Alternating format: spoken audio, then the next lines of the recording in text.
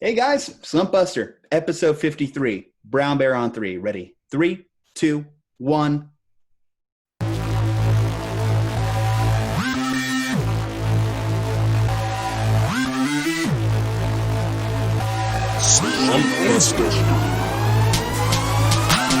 Quiet on the set, make sure my mic is on. There is Dre and Juju Dog diving towards the pylon. Go for two, so damn rude, recognize authority. Spitting tips for fantasy, no way you're outscoring me. Bold predictions with conviction every single day.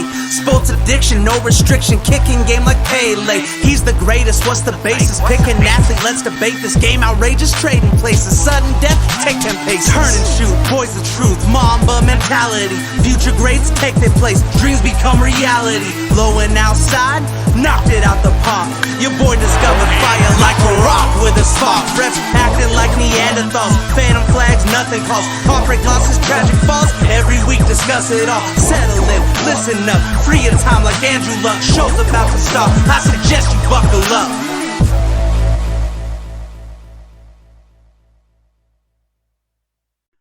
Brown Bear. Brown Bear. Shout out to Brown Bear, Mr. Devin Clark, for being on this episode of this podcast. If you are interested in staying tuned for his interview, wait till the end. We got some topics we're going to cover. It is myself, your host, Juju Talk Sports. And then right across from me, MMA Dre, back on the podcast. If you haven't got a chance to check out our Hockey Roundtable episode this week and you're a big NHL fan, definitely make it a point to go check that out. Today, there's a lot of interesting topics we're going to have to cover, Dre. As we've stated on the show before, we try and stay out of the political minutia, but sometimes it finds us. Particularly, it finds the sporting world. So still a lot of social unrest currently going on in America right now. A couple of headlines have come our way. Let's start here. Let's start in the world of NASCAR first. Okay. So NASCAR has officially made the decision to ban the Confederate flag. Now, personally on my end, just being upfront, I'm okay with it. I have no issue with them doing that, making that decision. I know there's a lot of people that are hung up on it. To me, it's not that big a deal. Bubba Wallace, so the only professional African-American NASCAR racer, he's also taking a social stand as well, as his car that he drove in this most recent race wasn't, like traditional NASCAR car. It wasn't loaded up with the sponsorships, the advertisements. It was just loaded up with a simple message, Black Lives Matter. And most importantly, in terms of design details, also had a black hand and a white hand interlocked on the front hood of the car. So, NASCAR, has always been the sport that's been kind of dragged through the mud in terms of its reputation, particularly its fan base. And it's interesting to see them take these stands.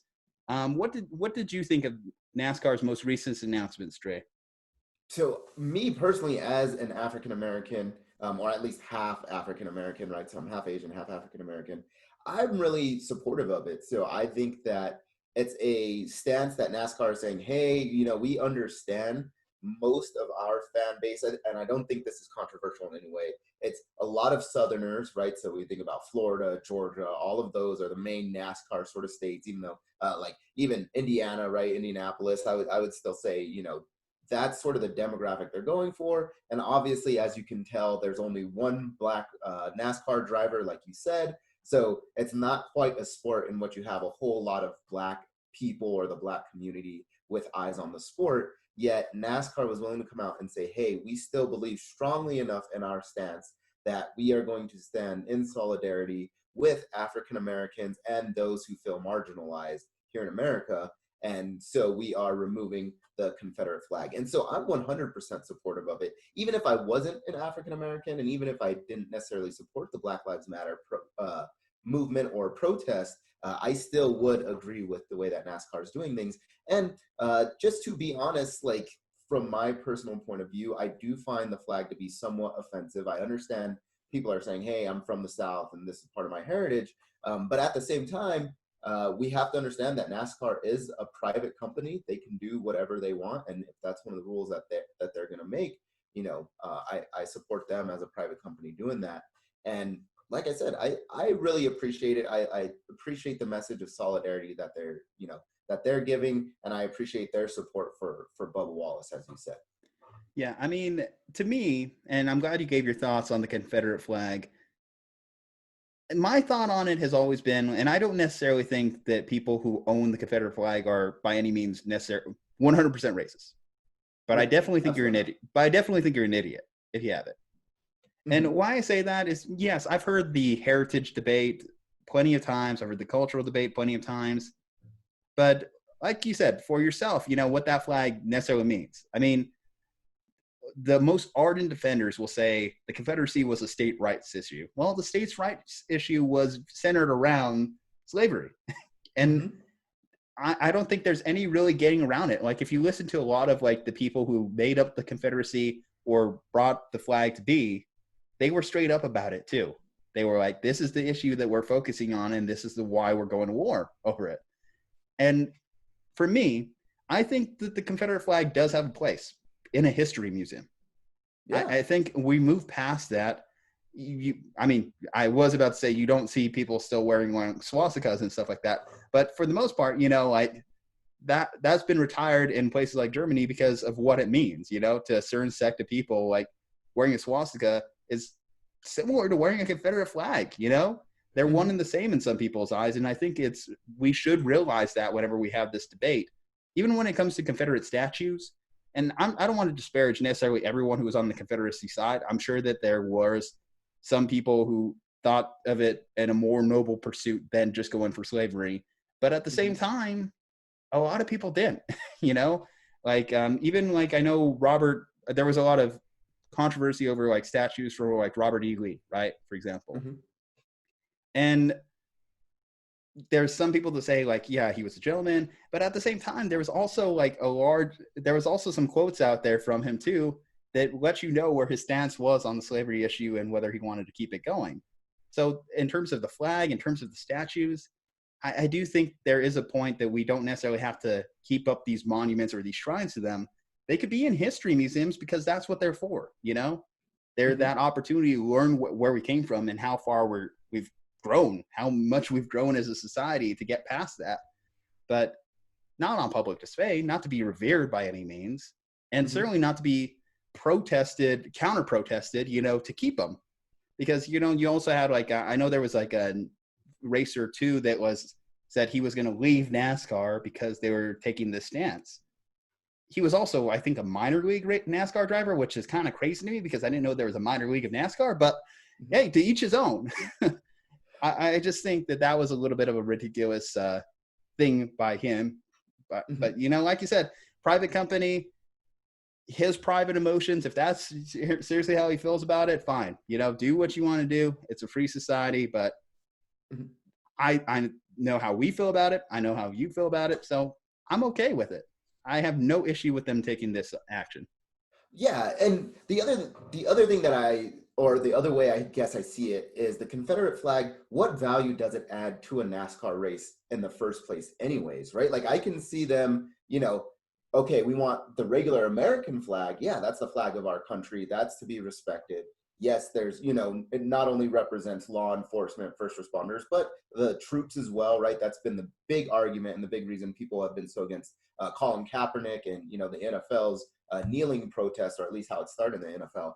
But the Confederate flag, like, let's be honest, like that was the treasonous, you know, we're going to start a war, right? Like, so it was literally un-American to fight an entire war. And then, you know, you're going to try to represent that flag. So I just don't see any value that a Confederate flag brings to NASCAR. And I don't see how it changes the dynamic of the race, right? Like I understand, yes, there's, you know, the national anthem, and I could see people's complaints on that. Like, yes, you know, I don't like the kneeling during the national anthem. Okay, I can understand why, right? Like that to me, that to a lot of people means something, right? To them, it represents people fighting for their freedom. But a Confederate flag, there really isn't a whole lot of value. They fought against the Union, right? And like you said, very small subset of the country. I mean, you look at Drew Brees' statement last week in terms of like what he said the national anthem meant to him, right? He saw it as a sign of unity, right? Uniting under the stars and stripes. Yeah.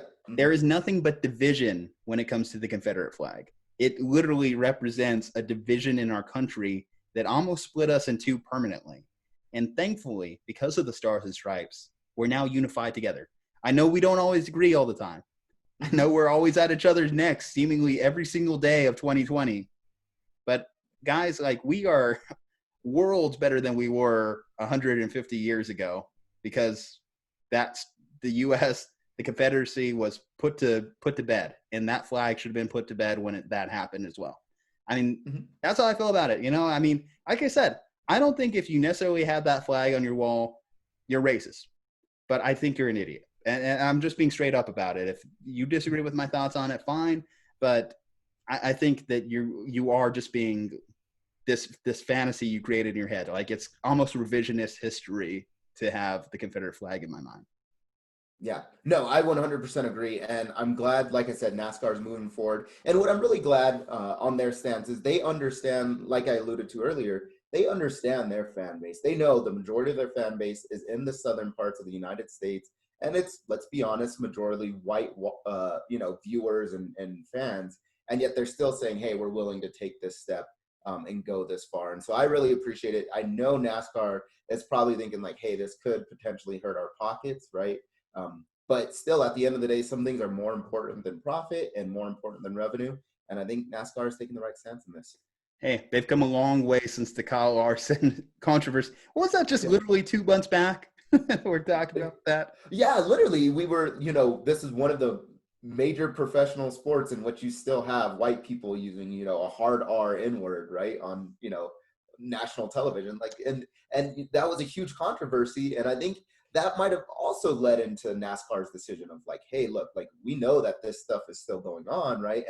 And the whole Kyle Larson thing, that feeds into the stereotype that your typical NASCAR racer, NASCAR fan, somebody associated with NASCAR, is a racist, which I don't think so, right? Like, I don't think in general NASCAR fans are racist. It's a stereotype. And like, we all have stereotypes we have to overcome too. I mean, you're talking about a podcast that literally has 2 minorities on it. We have to battle stereotypes each day, but I think we overcome it. Yeah, exactly. I think we do well, but okay. Well, moving off of that, like, speaking again, so more social unrest when it comes to sports, the NBA. So we were excited literally last week that the NBA is returning. Things are hunky-dory again. But several notable NBA players have started to take a unique stand that they may not want to play when the league returns in July 31st, as they believe that might be taken away from the Black Lives Matter movement. And I don't know. I mean, I disagree with it, but like, a lot of the stars that have come along that way are like Kyrie Irving, for example, big name right there. A few players on the Lakers, not LeBron, notably, because LeBron has been very vocal in the past month regarding these issues. Andre, what do you think of the potential for stars to sit out due to the current social situation? So I 100% support their right and ability to do so, right? Like, if they say, hey, I'm not going to play because I don't want to take away from the Black Lives Matter movement, sure, you definitely have the right to. However, I think it's a little bit misguided. I understand concerns when it comes to coronavirus. If they're like, hey, I really care about my health. I've got, maybe my wife is immunocompromised or something like that. I'm not going to take that risk to play just during a pandemic. But when it comes to Black Lives Matter, I almost feel like the NBA is such a progressive league that you would actually have more power to support the Black Lives Matter movement if you did play, because the NBA will let you kneel during the national anthem. They'll let you come out with shirts that say, I can't breathe. Or Black Lives Matter, whatever you want to do, they'll allow you to do it. And the NBA is 100% supportive of that. So I feel like you're almost weakening your own power in this protest and in support of the movement by not playing, because now you have no more viewers, right? The NBA is second most popular sport in the country besides the NFL. And it's like, that's a lot of viewers that, you could have eyes on you that will give, credence to whatever it is that you stand behind, right? So if you want to wear all, Black Lives Matter or All Lives Matter, right? If that's what you're all about, you have an audience that you could broadcast that to. So I am a little bit puzzled by why they'd want to do this, though I do understand it's like, hey, there is a lot of things that are going on, and maybe they just don't feel comfortable taking away the spotlight, right? Like, because I'm sure a lot of people would rather watch sports than, let's say, news and politics. Well, with that said, keep in mind, the league doesn't start back till July 31st. Mm-hmm. With how fast the news cycle moves, there's a chance that whatever's going on now and the NBA return date don't necessarily overlap, or certainly, like, if we're still having these issues 2 months from now and no actionable change has been taken, then maybe that's an issue that we'll have to really look at. But we have time, which is crazy that players are already making this just hardline stance that we're gonna sit out when the league returns. Actually, I should read off like a quote that came out from a player that had a counter thought to this measure after he heard about Kyrie and some of the other stars like getting together on it. Mm-hmm. This is Austin Rivers. And, Austin Rivers is a bit of a controversial character just because in terms of, he's been in some fights, his dad, Doc Rivers, and everything. But he's definitely had his fair share of hate. But was his statement on it. Trying to find the correlation. Us coming back would be putting money in all our NBA players' pockets. With this money, you could help out even more people and continue to give, more importantly, your time and energy towards the BLM movement, which I'm 100% on board with, because change needs to happen and injustice has been going on too long. But also, not to mention, there are plenty of NBA players I know who need them paychecks. 99% of the NBA hasn't made the money a guy like Kyrie has. Not to mention, NBA basketball is predominantly African American, and a lot of our audience is too. Us proving entertainment and hope for kids is important. Also, keeping some kids indoors and watching basketball games on TV instead of maybe going out and getting in trouble due to the unfair and unequal environment a lot of African Americans kids are placed into is important too. His statement goes on. Not saying basketball is a cure for that, but basketball can maybe provide a distraction. On another note, not to mention the ramifications of not playing with the TV money, etc., CBA, etc., would really put NBA basketball behind, possibly even canceling next year. I love Kyrie's passion towards helping this movement. It's admirable and inspiring. I'm with it, but in the right way and not at the cost of the whole NBA and players' careers. We can do both. We can play, we can help change the way Black lives are lived. I think we have to, by canceling or boycotting return, doesn't do that. In my opinion, guys want to play and provide and help change. So that's Austin Rivers' statement on it. After reading the counterpoints, what do you think? Yeah, I 100% agree with Austin Rivers. I think, like I said, one, from my point of view, is that you can have an impact on the screen, given that you'll have that audience. And if during your interviews, right, I'm sure that there's still going to be some form of post-game interviews, even if it's not directly on the court like we normally see, you can have impact that way. But then I also get Austin Rivers' points too, and I think that just sort of adds into my belief and argument that they should continue to play. And that, like, if you really want to have change and you really want to be impactful, the best way to do that in America, in this country, is with your dollar, right? Like, at the end of the day, dollars mean so much. And no, we could have a moral argument and moral debate about it. But at the end of the day, wherever people are putting the most money, that's how change is going to happen, right? Like, that's why lobbyists exist, right? That's why major companies, big companies and industry, they have so much power in America. And so these athletes, they have a ton of influence, they have a ton of power.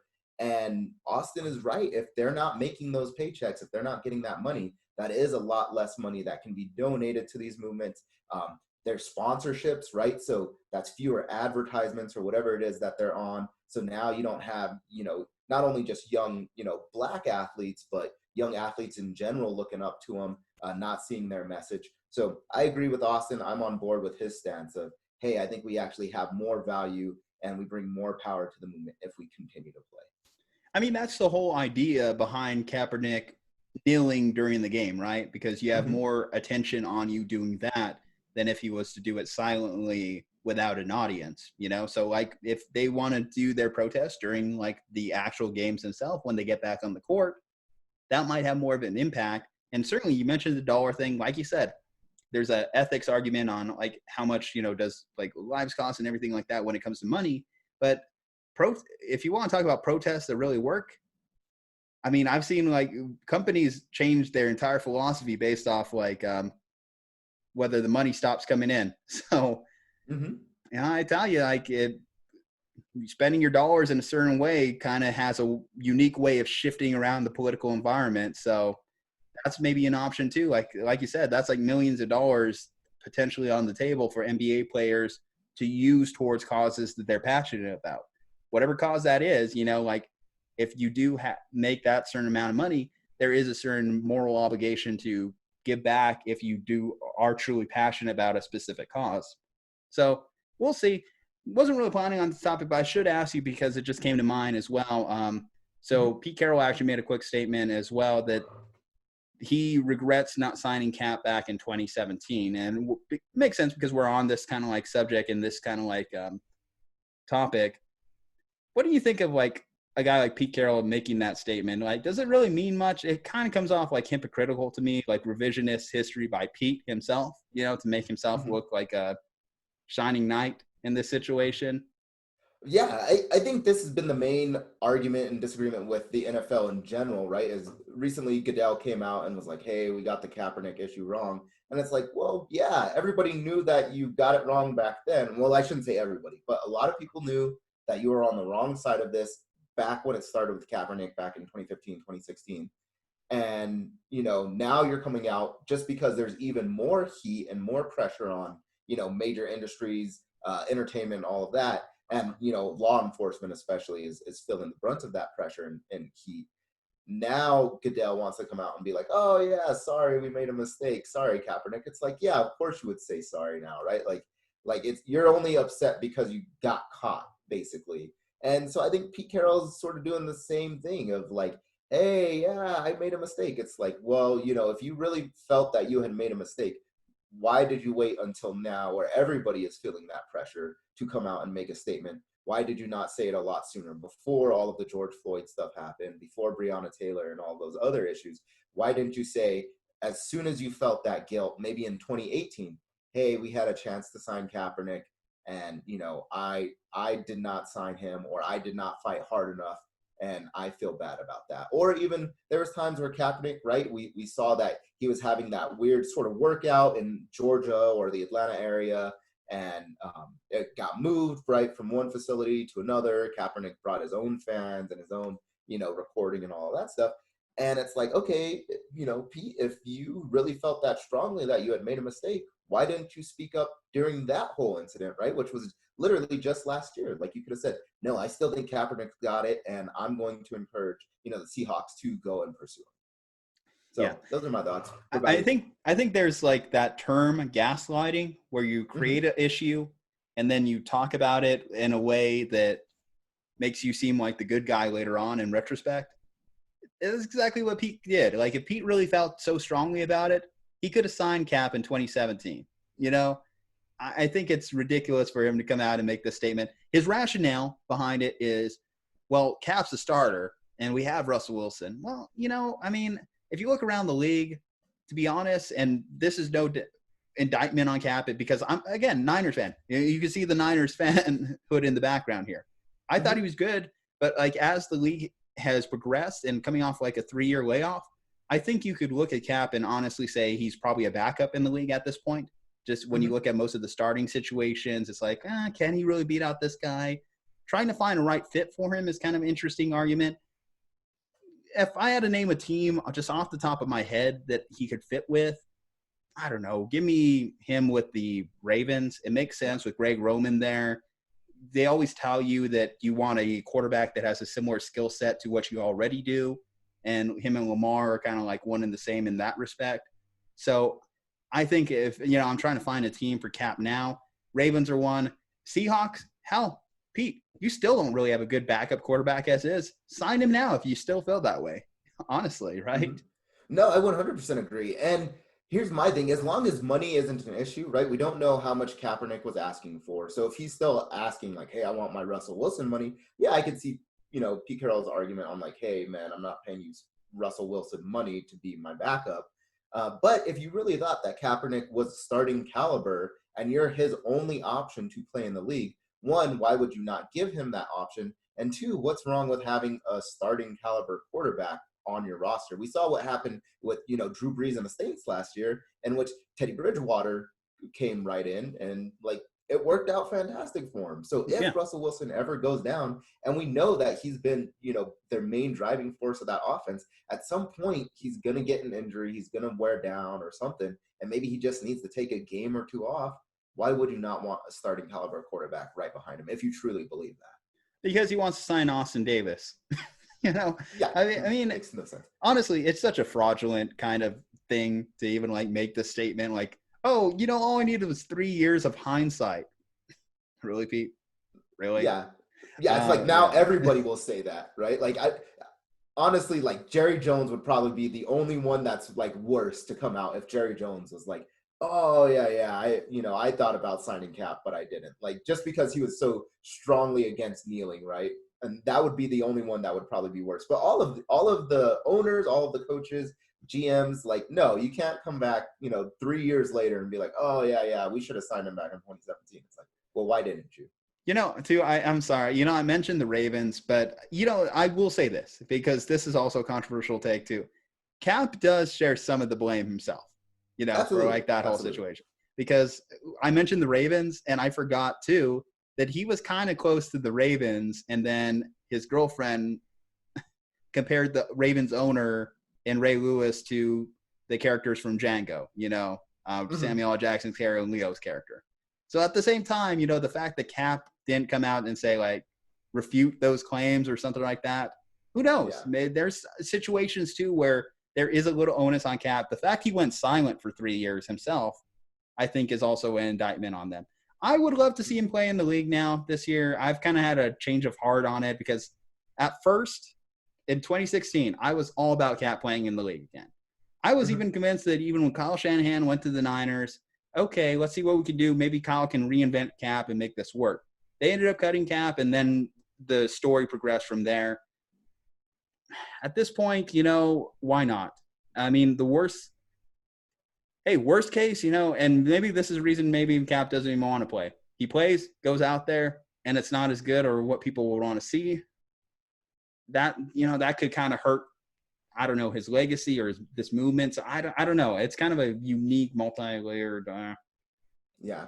No, I think you're right. It is a little bit interesting, the situation. The other thing to lend credence to your argument, right, I guess the facts you presented against Cap, right, because we do have to be fair. And so we've said, hey, it's BS of the owners to, come out and say, or, coaches, GMs to come back and say, oh, we wish we would have signed him 3 years ago. Cap, like you said, also had his fault. I believe he was wearing Fidel Castro shirts while he was, down in Miami. That's why I would say Miami would have been a place he could have landed too. But then it's like, well, you realize that fan base there is probably going to hate you still for that one because a lot of those people don't necessarily look at Fidel Castro as like this pinnacle of healthcare, which was Cap's argument for wearing the shirt back then. Yeah. No, literally, Miami has probably the largest Cuban population of any major city here in America. And you probably pissed off, the majority of them because I'm sure they feel strongly about Fidel Castro. So, yeah, Kaepernick definitely is not without fault in all of this. But you're right. I would like to see him on a roster at some point during the year, especially with all of this going on. I think it would show like really good faith on the NFL part. And I think it would show like, hey, no, we really are sincere about like, we got it wrong. We're going to prove it to you. Cap, we're giving you your chance back in the league, and we're not going to do any of this BS like, hey, last minute workout in Georgia, just pop up this weekend. It'd be like, hey, we're really going to let you go out, try out for different teams. And honestly, like my own team, I wouldn't mind having him as a Steelers backup right now. Like we missed on so many quarterbacks, right? Jameis Winston, nope. Teddy Bridgewater, nope. It's like, okay, what do we have to lose? Like it cannot get any worse than what we had last year. So my team is one of those teams that's in a situation that could use him. I mean, though, we still have to find Cam Newton a job, though, before we can even start talking about Cap, right? It's true. Yeah. I think at least from my team's perspective, we wouldn't have the cap room for a Cam Newton, right? But you are right. I think we need to find Cam Newton a job first. And then once Newton is off of, sort of the board, then you can move on to Colin Kaepernick. What would that say, though, if Colin Kaepernick got signed before Cam did? this guy didn't play in the league for 3 years. We trust him more than you, Cam, even though you're a former MVP. Yeah, I mean, that'd be a diss. Yeah, both are obviously Super Bowl quarterbacks, or at least at one point in their career were a Super Bowl caliber quarterback. I think it might say, hey, we don't trust the injury history of Cam, whereas Cap was a little bit more durable throughout his a shoulder career. injury in his last 2 years with the Niners, Yeah. So, I mean, bottom line, both of them are running quarterbacks. Both of them took in their hits. Cam probably has taken bigger hits just because he was more of a physical power style runner, whereas Cap was built more on speed and being elusive. Yep. He's never Russell Wilson elusive. I mean, if we're just going to talk about the player of Colin Kaepernick, I remember his highlight reel stuff, but there were some faults in his game. I do find even just hypocrisy too on like one side of the argument. Granted, he's transcended like just being a player, right? The idea, the icon that is Colin Kaepernick has transcended the mold of just being a player. But if we review game tape, I remember that in 2015, as I was one of the few Colin Kaepernick like supporters of Colin Kaepernick the player, there was people who were photoshopping him as trash cans. There was people that were photoshopping him, or not even photoshopping him, just putting up memes of him completely missing wide open wide receivers. So those people have come along to also considering Colin Kaepernick a top 10 quarterback, So hypocrisy on both sides. I'm going to call it out when I see it. Absolutely. So, all right. Well, that's enough of that. Let's talk about, your backyard. Let's talk about MMA Dre a little bit. Let's talk about UFC 250, which just took place. And actually, Devin and I talked about this a little bit too, but the greatest of all time argument, regardless of gender, Amanda Nunes really put herself in a certain category there because another one bites the dust. She beat Felicia Spencer in a 5-round decision. A lot of people are probably more shocked that it wasn't a knockout, but her list is just a Hall of Fame like resume. Just Ronda, Tate, Holly, Cyborg, Jermaine Duraname, just like, oh my gosh, like this woman's too much. She is just like so much better than the rest of the divisions right now, both of them that she's in. Yeah, no, it's insane how far Amanda Nunes has come, right? Like she does have a few losses on her record, but to where she's developed, she's by far one of the best fighters in all of MMA, not just women's MMA, like you were saying. And a lot of the knock on, Ronda Rousey when she was first coming in, a lot of people thought she was overhyped. And the main reason was because there just wasn't that many good female fighters or good female athletes at that time, right? Like a lot of people were saying like, oh, okay, she's gotten by, but it's been basically scrubs that don't know how to get out of an armbar. Well, now you actually have women that know how to fight, right? They've been doing the sport for many years. It's not like a Betch Correa. I remember Betch Correa had been fighting for like 6 months or something and then got a title shot against Ronda Rousey. It's like, yeah, of course, Ronda Rousey's going to kill her. But now, like you said, Amanda Nunes, she's, was able to knock out Holly Holm. She was able to beat Jermaine Durandame and, and overcome some adversity even in that fight, right? So Jermaine was the better of the kickboxer, better striker, and she was able to like, okay, I'm going to resort to wrestling and do more of a Khabib type fight where I'm just going to take you down and, just go for ground and pound instead. And then Felicia Spencer. So you have a lot of really, athletic, talented women that are also fighting now. They're actually, very good at the sport that they do. They've come a long way. Women's MMA just in general. We've seen Joanna Jędrzejczyk, Valentina Shevchenko, all of these great fighters. And still Amanda Nunes continues to perform at the level that she does. She didn't even lose a round, in my opinion, in this Felicia Spencer fight. I thought she was going to finish it, I want to say, in the 4th. She had like a choke or something in really, really deep. And but still, she just made it look so easy. Not even like a scratch on her. And then Felicia Spencer's face looked like, an alien where it was all swollen up and messed up. So yeah, I would agree. If you have Amanda Nunes as possibly your greatest of all time, it's hard to compete with the GSPs and the Anderson Silva of old, or, some people give John Jones, the benefit of the doubt, even though I personally don't because of, past issues. But John Jones, but I think Amanda Nunes has to be mentioned even amongst all of them. Yeah, I mean, she, and we'll get to this too, like when we play the Devin Clark interview for you guys, but we kind of had an argument too over who the greatest of all time was. And one thing that Devin did say, spoiler alert, was just, she's got to do this for a couple more years, right? Mm-hmm. And that's fair, because if you look at what John's done, I mean, having the title for as long as he has, potentially, depending on these contract disputes that we could kind of like cover as well here. But that could really separate her. But it's just, you look at just the rest of the division, it's like, who's next? Who does Dana throw at her next that people can honestly believe that is a legitimate fight? That's the $1 million question right there. I still think that Amanda could potentially do more in terms of her brand. But, the Lioness is starting to take over. Like, she's really been pitching that, like, nickname out there. I think I saw her in a Modelo commercial as well just a little bit ago. So, she's getting better. She's getting better. It's a loss for poor old Canada with Felicia. How'd you do on the card overall? I think you only said you got one wrong on the main card. I actually ended up getting two wrong. So I got the Aljamain Sterling one very wrong. That one, I had that Corey Sandhagen, he was sort of on a roll. Aljamain Sterling, his last loss was maybe like 2 or 3 years ago, I want to say, back in 2017, 2018. So I was like, I think Sandhagen will get it. He was a lot taller. And then Sterling right away with, basically a takedown, took the back, and then choked out Corey Sandhagen. So I was absolutely wrong on that one. And then Cody Garbrandt was the other one that was a 50-50 for me, right? And I think Asuncao was on the way to winning by rounds, right? Like, so he had more strikes.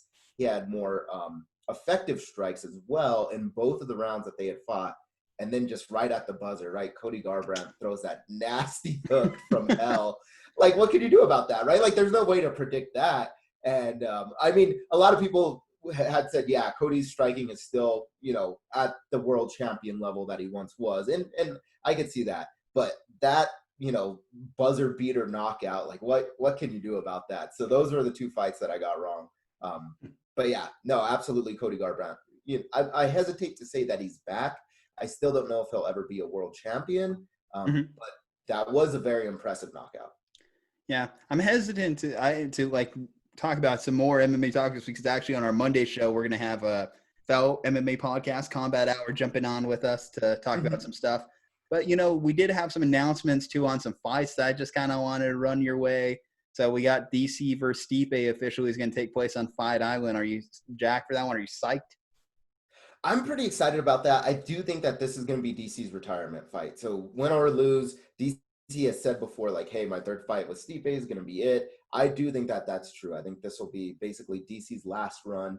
I'm excited to see them run it back. I thought, obviously DC won the first one, and even then he had been rocked a little bit. So I was like, oh, Stipe could finish this. And then it sort of went the other way. And the second fight is where I was like, oh, DC's well on his way to winning this one. And then, he got caught by Stipe. So I'm excited to see how both of them make these adjustments. I think I'm still going to take DC. I think DC's game plan, he's going to go at it a lot more thought out and prepared, and he's going to go deep with wrestling. And he's going to say, like, hey, I'm not getting hit by Stipe again. I've got to get in. And he does this little hand block thing where he'll place his hands on your gloves. I think he's going to do a lot of that to close the distance, and then it's going to be in on shots right away, going for takedowns. So I do think DC is going to win it again. But they're 1-1 against each other. It could go either way. Well, hey, shout out to Dana White, our favorite Shang Tsung, for putting together Fight Island. I don't know, you've seen the pics, right? I have. Yeah, I have. Looks amazing, honestly. Like, I would just go there just to be there. Like, it looks that damn cool. Right in the middle of Abu Dhabi. It's kind of funny how secretive he was about it, too, before they officially announced where it was. Like he wouldn't even tell Rogan where it was. And Rogan's like his right-hand guy. No, I'm super excited. And Abu Dhabi, if people don't know, like, it's not one of those places that maybe comes to everybody's mind when they're like, martial arts, what the heck? But Abu Dhabi is also the location of one of the, if not the toughest, Brazilian Jiu-Jitsu tournaments in the world, right? Like, you have to get invited to ADCC in Abu Dhabi. And if you win that tournament, like, you're a badass pretty much. Or even if you get invited, because they don't invite very many people to it. I think it's only top 16 per weight class. So I think Abu Dhabi is the perfect location for Fight Island. Like, it's got already a good following and fans of not just Brazilian Jiu-Jitsu, but MMA fighting in general. They've hosted other events, other UFC events in Abu Dhabi, but actually like in a stadium. Now they've got Fight Island there. So I think it's the perfect location. And like you said, it actually looks good. It looks very presentable. Is Conor actually retired? I never know with this guy. I mean, chances are probably no, especially like if we believe that, hey, you know, he's going to run into money issues at some point. I think he's a great businessman. I think he's a good investor, good hype man. But I think he's probably eventually going to run into just some money issues or some issue, and he's going to be like, hey, I kind of want another payday. I think he will come back. But the thing with me is, I think the more he does this, the more his stock sort of falls, right? Like, yes, when he fought Floyd Mayweather, he was at that peak. Like, it didn't matter if he won, lost, everybody was shoving out money to watch a Conor McGregor fight. Let's say he comes back a year or two from now. It's like, does anybody still want to see Conor McGregor fight? People will still want to see him fight. Let's be real. He has that name value, and you'll still see Proper 12 commercials everywhere. Maybe, yeah. Hey, Proper 12, from all indications, it's doing really well. I think, hell, so we were drinking for the 50th. Next time we have to celebrate an anniversary, let's get some Proper 12. We'll do some shots here on the pod. Proper 12. Proper okay. 12, yeah. No, I'm totally cool with that. But back to your question, do I think he's retired? I mean, he's gone through it so many times. I'm going to say probably not. But we are seeing sort of this wave of athletes, and we've seen it in the NFL. We see it in the NBA where they're like, hey, maybe, you know, I've got to call it quits for whatever reason, my own body, my own health, right? We saw Kuechly was like, hey, I'm out. I'm calling it quits. And so it's possible, but history tells us no. So I'm going to lean on the side of we'll see Conor back in a year or two. He doesn't want Cowboy as his last fight. I mean, no disrespect to Cowboy, but like he wants to go out with like a bang. So I'm sure he's, whether that's Khabib, whether that's Gaethje, Ferguson. Part of the problem I hear is just like, which fight do you want? You know, we gotta settle on like one guy here.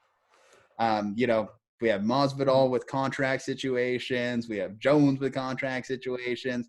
The UFC is going through an interesting time right now in between Fight Island, contracts, retirements. Burns versus Usman is also going to be one that's going to take place on Fight Island.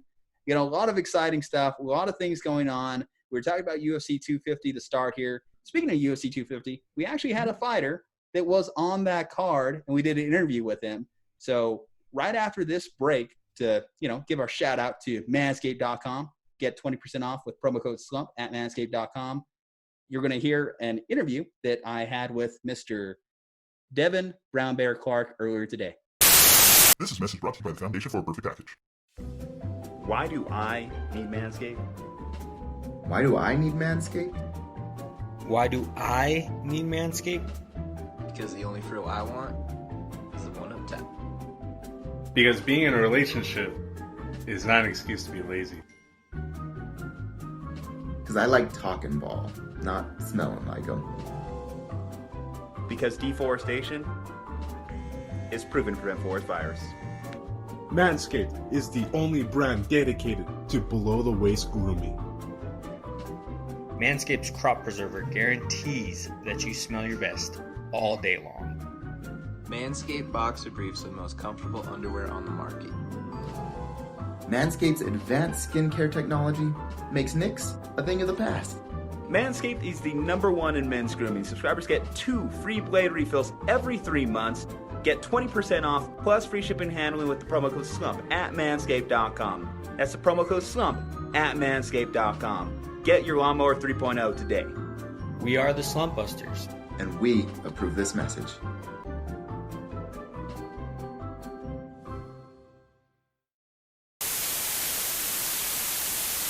This is Juju Talk Sports, and I'm talking today to Mr. Devin Clark, UFC fighter, just coming off a big weekend at UFC 250. How are you doing today, Devin?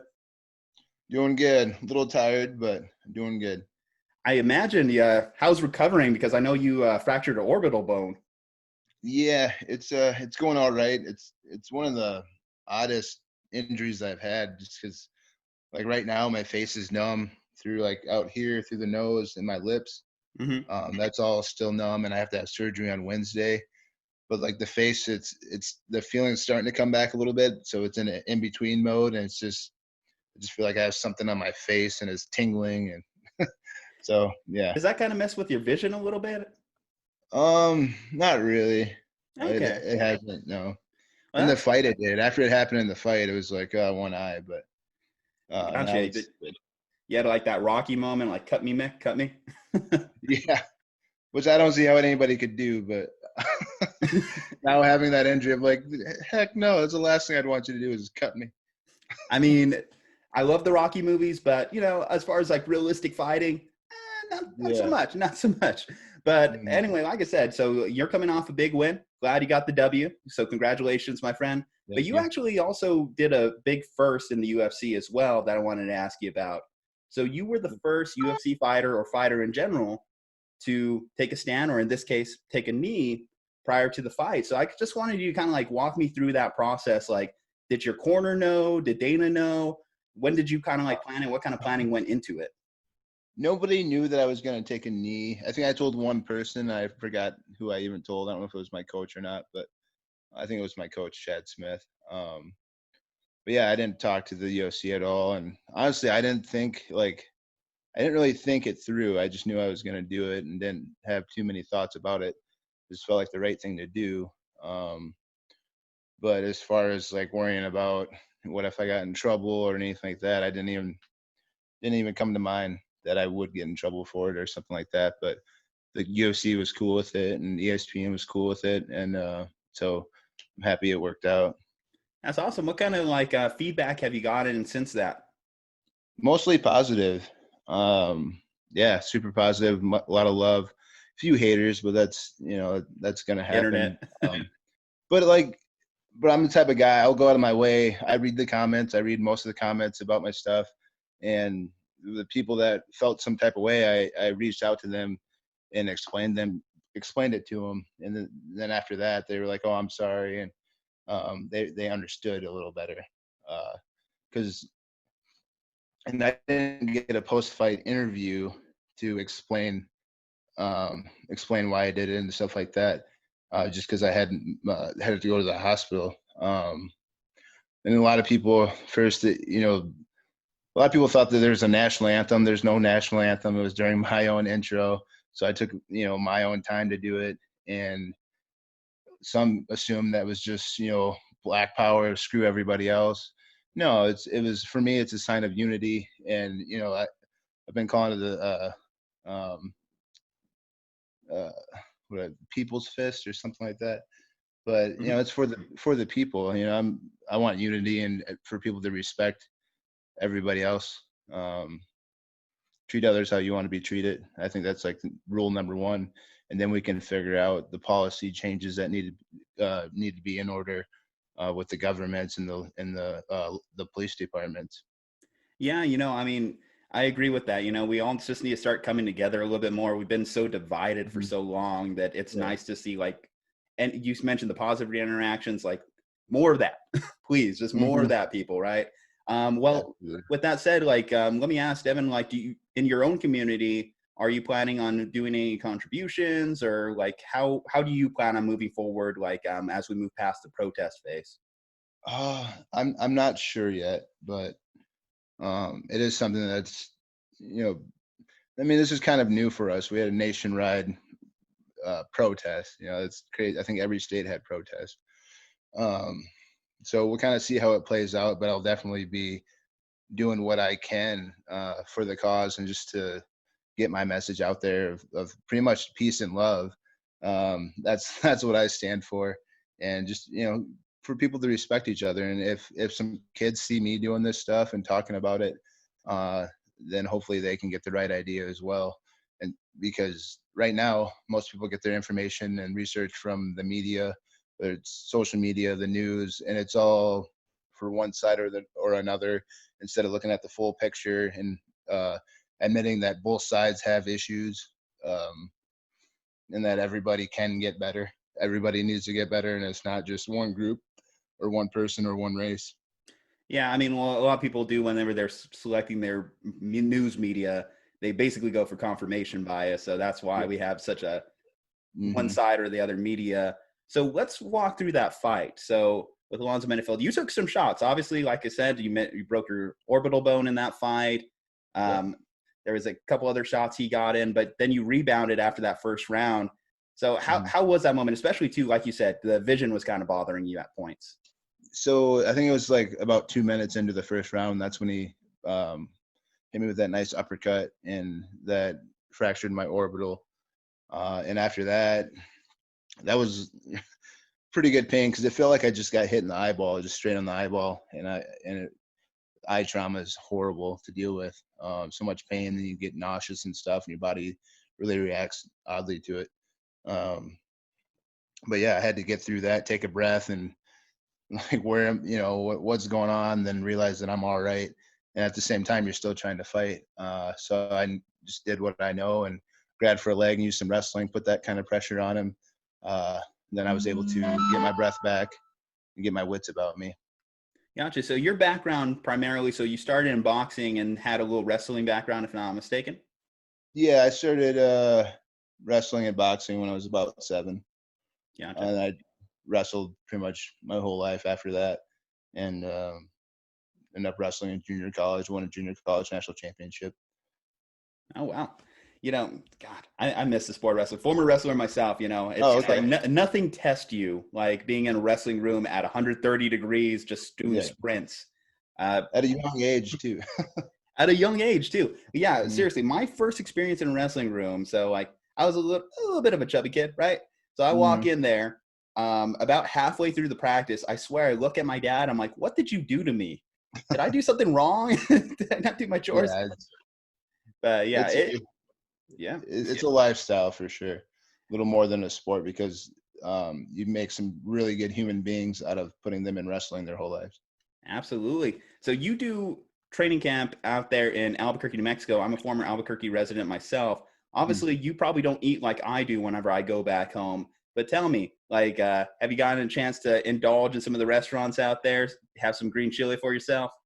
Yeah, I'm not a big green chili fan. I'm just, Ooh. I do a little bit of hot sauce, but the green chili, I haven't really got into it too much. I like the red chili better. Fair enough. But yeah, I mean, Albuquerque's a cool spot, and there's some good food there. I like the diner, or is it Frontier? Oh, Frontier, yeah, great place. Breakfast burritos, all that good stuff they have over there. Yeah, no, perfect spot. Yeah. So, I mean, obviously you train at Jackson Wink. I should ask you one question here before we get into just the training camp process as a whole. So obviously you're in the same gym as John Bone Jones, and he's kind of going through a little bit of a contract dispute with the UFC. Have you got a chance to talk to him at all about that? A little bit. Gotcha. Like any progress being made, or is he I don't know going somewhere else? I don't know what kind of progress that, what's really going on or not, but in my opinion, I think he deserves more money. The one guy that deserves the right to ask for more money is him. He's been the most dominant champion, and for so many years, he deserves the big paychecks. Would you consider him the GOAT? Oh yeah, hands down. Yeah. I don't see how people can really argue that. Especially when GOAT status is, that's how you fight, how you perform. Nothing else should really matter. So I know they use that as one of their arguments is, the stuff that he's done outside the cage, but he's also done a lot of good stuff outside the cage, and then being so dominant and such a good fighter, the GOAT. Yeah, I mean, I'll give him a shout out too. So I was following a lot of the stuff that was happening in Albuquerque over there too, and I saw some videos of him doing some great stuff, helping clean up after some of the riots and protests over there. So, hey, Absolutely. Shout out to John Jones. That's the kind of stuff we love to see from the champ. But with that said, as far as both genders, do you think Amanda Nunes is close to challenging him? You were at UFC 250. I don't know how well you got to see the main event. I didn't see it, but no. Nah. I mean, how long has she been champion? A couple years, but if you look at just her list right now, she's basically put an entire list of Hall of Famers on their butt. Yeah. I know, but it's still Okay, we'll do that for another 6 years. Okay, fair enough. Fair enough. I mean, we'll see. We'll see who next the UFC could find to put out against her, because at this point, like I said, she's worked her way through Holly. She's worked her way through Misha, Ronda.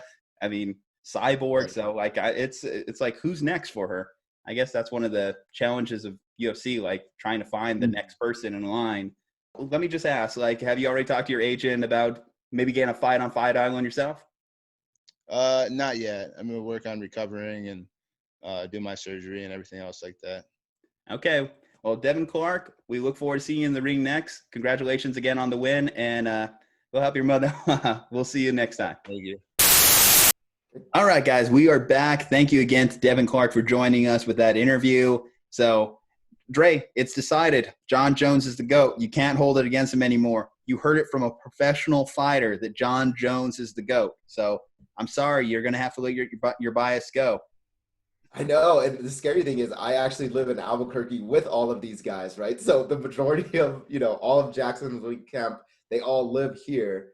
So they're probably coming at me. So I swear, I'm trying to be objective about this. I do have gripes with John Jones, mostly around the performance enhancing stuff, right? Like the cocaine and the hitting pregnant people, all right, that is what it is. But my main gripes are about the performance enhancing drugs. But that being said, Brown Bear probably hangs out with John a lot more, and even he is vouched for him as a person. Hey, he's done bad things, yeah, but he's also done a whole lot of great things to not only help the sport, but help people in Albuquerque. And so, yeah, I could see the argument for John. The one thing I will refute, though, Juju, is he mentioned how long John Jones was champion for, but I would argue that John Jones was suspended for half of that time. So he said, hey, Amanda Nunes, you have to do it for 6 more years. It's like, yeah, well, John Jones was also suspended for 4 out of 6 years. So that would be my one refute to that. Settle in the cage. We'll go get the gloves. You said you were back doing some BJJ practice, so you're ready, right? Yeah. So, coming from a wrestling background, I still coach wrestling. That's the primary sport that I'm involved in. I have gotten back into the gym, though, now that things are starting to get back open, right? They've been closed for a while. And so I was like, I'll start rolling around some more with, some of the brown belts and black belts, because those are the ones mostly going, right? A lot of the white belts and lower belts, the purples or the blues and some of the purples, they're staying home still. They're, whether it's a little bit fearful of COVID or they're just being cautious, whatever. So it's the really dedicated, like I said, browns and blacks, and I'm just getting my butt whooped by them, right? And I'm like, I can hold my own for a little bit, but man, it's a whole nother level that people don't understand. I don't want to hear hear about you wearing a mask now, considering you've been rolling around a gym with just some sweaty men. So what I will say is that I do wear my mask whenever possible. The only place that I don't wear it out in public is in the gym. So yeah, you can fault me for that, and I will feel bad if I spread it to anybody. But and I was shamed publicly in the supermarket because I'm just I'm not a mask wearer at the moment.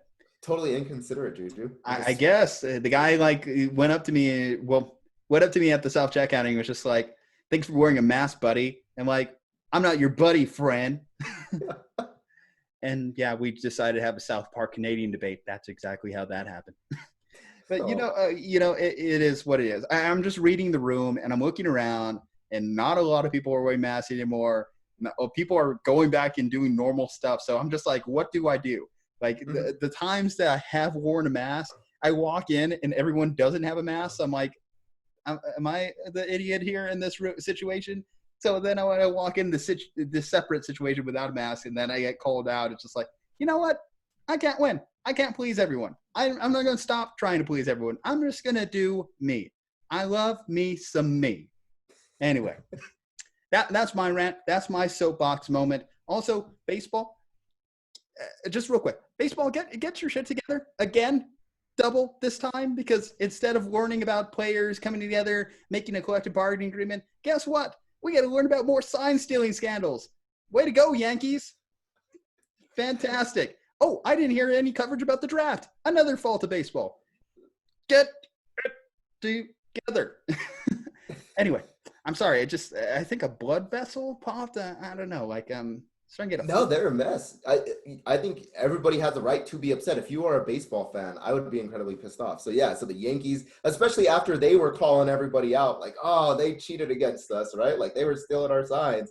How dare they? And then it's like, oh, wait a second. Like we were also stealing people's signs. Sorry this about is that. turning into steroid scandal 2.0, whatever. Sign stealing, lack of draft coverage, players holding out because they might maybe get COVID. I don't even care anymore. Whatever. If there's a season, great. If not, whatever. Screw it at this point. All right, guys. With that said, Dre, any MMA 101 news you want to pass on before we close out this episode? Yeah, so you and I, we reviewed Be Water, right? That's the latest documentary about Bruce Lee. And so that is going to be the topic of the next MMA 101 is how well could Bruce Lee have actually done in modern MMA? So we're going to take a look. A lot of the stats come from like the UFC game. I think they did the most sort of complete review and work of, hey, what was Bruce Lee actually like in his real life? But I think it'll be a fun topic, just more, I guess, subjective than some of the other topics that we've explored. So I hope you enjoy. All right, fantastic. Well, before we close out too, I want to give a shout out to our newest sponsor, RazorSport.com. Thank you for coming on to the Slumpbuster. Now, RazorSport is a worldwide sports betting network. They have access to the latest and sharpest tools for betting information. Make sure sports betting bots and crews of handicappers to produce the best plays to keep you online with those sharps. So go ahead and check it out, razorsport.com. That is RAZER sport.com. They have currently a free trial progress. They're not going to tell you how much money you should bet, but they're going to tell you who you should bet on, what the line is, and basically get you ahead because, I'm not a professional bettor myself. I suck at that. But, these guys don't. They know what they're doing. So bust the slump, get with Razor Sport, and hopefully take home a few dollars. We know those COVID paychecks have been a little light, so let's start getting some people back in the positive. All right, guys. Slumpbuster Podcast 53, putting clothes on it. Go ahead and check us out on all major platforms, Spotify, iHeartRadio, iTunes, all that good stuff. Instagram, @Slumpbuster Podcast. Twitter, @SlumpbusterPod. TheSlumpbuster.com. We got a lot of stuff going on. Check out our Be Water review. Dre mentioned it. Came out fantastic. We think you guys will like. You might not agree, but you'll probably like. Anyway, guys, hit that subscribe button. Stay safe, happy, and healthy. And we'll see you next week.